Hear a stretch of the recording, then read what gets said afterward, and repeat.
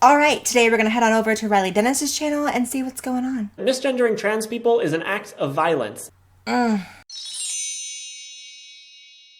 2014, Laverne Cox said that misgendering trans people is an act of violence. Yeah, and it was retarded in 2014 too, so... Since then, she has repeated this statement multiple times, but some people still don't want to believe it. So I thought I'd explain why intentionally misgendering trans people is an act of violence and why you shouldn't do it.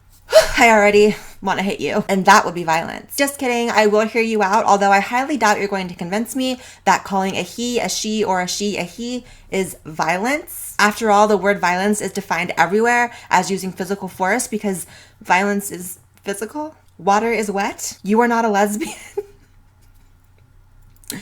Anyways. But to get started, we need some definitions. Misgendering is the act of referring to someone by the wrong gender or implying that they are a gender that they are not. So if you call a boy she or refer to him as a girl, that's misgendering. And it's something that basically all trans people have to deal with at some point. I mean, it's happened to me once before. A couple years ago, I was working at a clothing store and I had a coworker who was just intentionally trying to be a bitch, so she would call me a he just to like ruffle my feathers.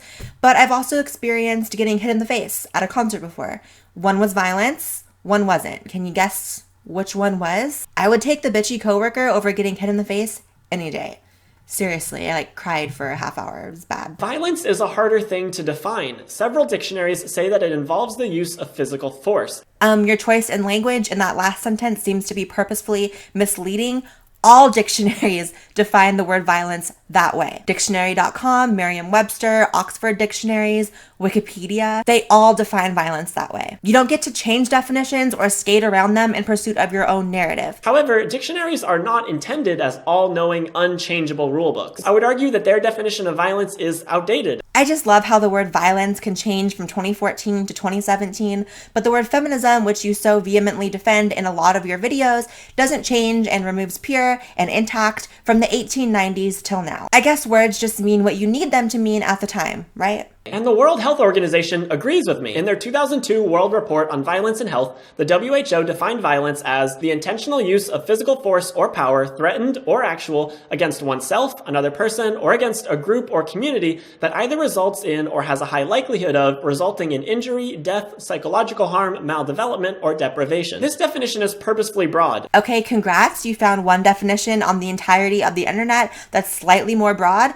but it still doesn't prove your case. It still says the intentional use of physical force or power. I'm sorry, but there is no physical force or power involved in calling you a man, Riley. It's quite effortless, actually. The point is, it's a bad thing that we shouldn't do. Ask any trans person and they can tell you how awful being misgendered makes them feel. Okay, ask me then. When it happened to me by that coworker that I mentioned, it was definitely annoying, just like this video, but it wasn't violence, and I would be an idiot to conflate it with violence. And I mean, looking back on it, I feel like she was just jealous. I mean, her body was shaped like an iPhone. And like I said, I would take someone trying to ruffle my feathers and be rude to me over someone putting their hands on me any day. Lots of factors contribute to the extraordinarily high rates of suicide among transgender people, but misgendering is definitely one of them. According to the 2014 National Transgender Discrimination Survey, 4.6% of the US population reported that they have attempted suicide at some point in their life, while that number was about 41% for trans people. Okay, and here is another stat sourced in the description.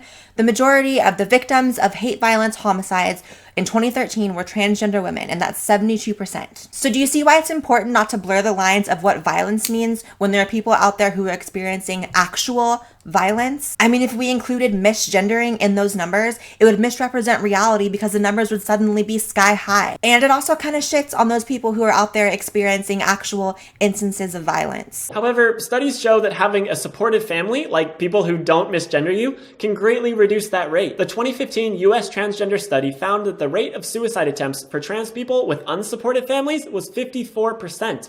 while it was 37% for those with supportive families. Okay, but you are injecting your own perception of what supportive means in this case. That doesn't actually show a direct link between suicide and being misgendered. And frankly, I'm not saying this to sound cruel, although I know that people will probably perceive it that way. If someone kills themselves over being called he instead of she or vice versa, I think there's a lot bigger problems at play than just being trans. However you look at it, misgendering trans people causes real harm, and that applies to all trans people, not just the ones you like, because there are some not so great trans people in this world. Why do I feel like I know who you're talking about there?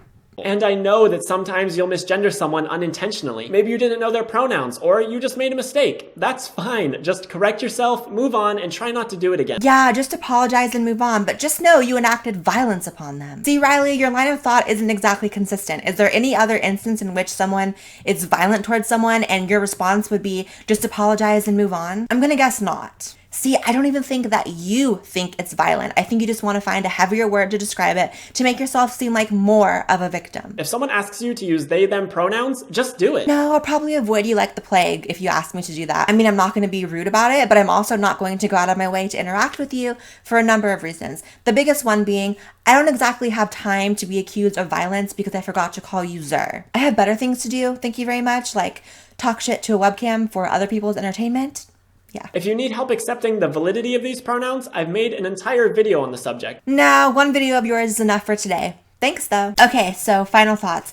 Calling a trans person by a pronoun that you know they don't want to be referred to as is definitely rude, but it really doesn't go beyond that. You refer to someone as he or she based on what you visually perceive them to be. It's actually not even a conscious thought, it's just an instinct. And Riley, you seem to be really upset that people don't refer to you as she everywhere you go, but can you really blame them?